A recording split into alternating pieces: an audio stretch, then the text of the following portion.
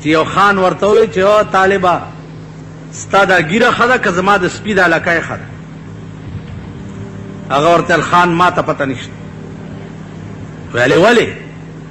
وی که دې ګیرې ایمان تیر کو خو ستا د سپي د لکۍ نه دا ګیره ښه ده، او که ایمان یې تیر نه کو نو بیا ستا د سپي لکۍ تې ښه ده. نو د دې ګیرې لاج چې زه نه ساتم، لاج چې کم د دې ګیرې شان دی چې دا به کم ځای ګرځي، کم ځای به ودرېږي، کم ځای به کینی، کم ځای به پاسي، چې دا لاج زه نه ساتم نو دې ګیرې نه زما بیا د سپي لکۍ ښه ده. ته ډېره ګومنځ را ګومنځ که نو څه پې ګومنځولو کار نه کوي. دا ګیره به اعلی ګیره کېږي چې ته د دې لاج وساتې. طالب چې مړ کېده پته ورته ولګېده چې ایمان تیروم، وصیت یې وکړ چې زما جنازه د پلاني خان د کور لاندې تیره کړي. چې مړ شو د خان د کور لاندې جنازه تیروله، د جنازې نه یې ورته آواز وکړو چې پلاني خانه. هغه ویل جی وی ستا د سپي لکۍ نه زما ګیره ښه شوه، ایمان مې تیر کو. اوس مړي څنګه آواز وکړو؟ دا ځان لباس دی. والله مړي موازونه کوي. مړي قسم په خدای دی چې مړي داسې خبرې کوي لکه زه تاسو سره خبرې کوم. په هغې دپاره محنت او مشقت به پکار وي. داسې خبرې مړي کوي لکه زه او تی چې کوم. ته څه خبرې؟ یو دوه یارانو او دواړه بزرګانو او د ټاپ بزرګان. یو یار تلی و چرته چې راغی دا بل مړو مو لمبولی او په کفن کړی و. خلق ورته ویل دوست یې مړ دی. وی ښه. راغی ورته داسې ودرېدو، دا شعر یې ورته وویل چې سروسی مینا بسارا میروی سخت بے مہری کے بے ما میروی. او زما د زړه لښتې دومره دشمني دې را سره وکړه چې بغیر ما نه روان شوې، یوازې روان شوې. دا ولې؟ بیا ورته وایي اے تماشاگاه عالم روئے تو، اے تماشاگاه عالم روئے تو، تو چرا بہر تماشا میں روی. دنیا خو ستا د مخ تماشا کولا، نو ته چرته په بلې تماشې پسې روان شو. نو عیار یې ورته د کفن نه لاس راوویستو. چې لاس یې راوویستو، ده چې لاس ورکولو دنیا چې څومره ولاړه وه د ده لاس یې ونیوه. بزرګانو وی که ده لاس ورکو اوس به دی هم ختم شي. جنازې نه یې وله لاس ورکو. عزیزانو دا د حال خبرې دي. حال مون قالم پورا نه دی زده کړی نو په حال څه پوي.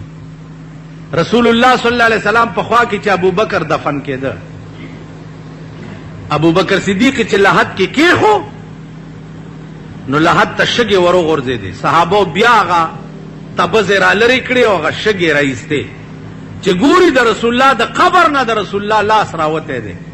او ابوبکر ځان ته غاړې ایستی دی، ورته صدیقه زه خو ډېر وخت نه ستا په انتظار وم. زما عزیزانو مړي داسې خبرې کوي لکه تاسې چې کوي. خو دې دپاره حال پکار دی، محنت او مشقت پکار دی. سړی داسې بزرګان موجود دي چې قبر ته ودرېږي ورته کشف وشي او لاندې وګوري چې دې مړي څه حال دی. لاندې فی الحال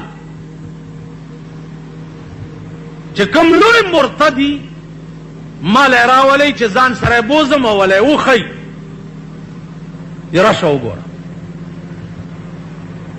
فعلا مولانا احمد علی لاہوری رحمت الله علیه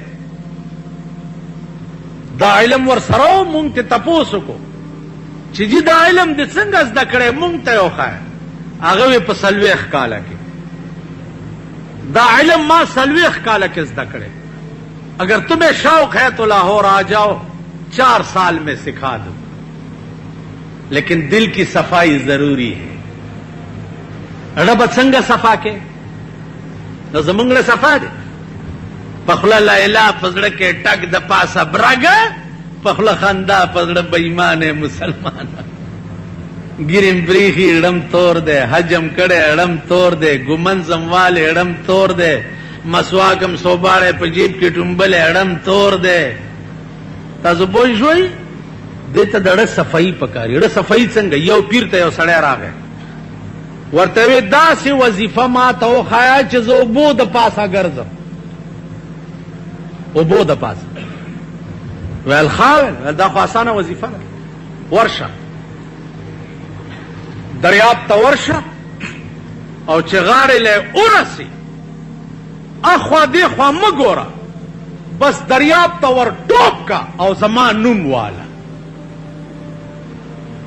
پیر ورته دریاب ته ور ټوپ کا او زما نوم والا بس اوبو د پاسه به ګرځي ویل ډېره ښه ده به دریاب غاړې ته ورغلی په دریاب په غاړه ولاړ دی او ناګانې وردنګلي دي چې وردنګلي دي خو چې اوبو نیولی دی د پیر نامت هیره شوې ده یا الله یا الله یا الله خو چې یا الله یې که دریاب ورته سمه ځمکه وه او دی پې وګرځي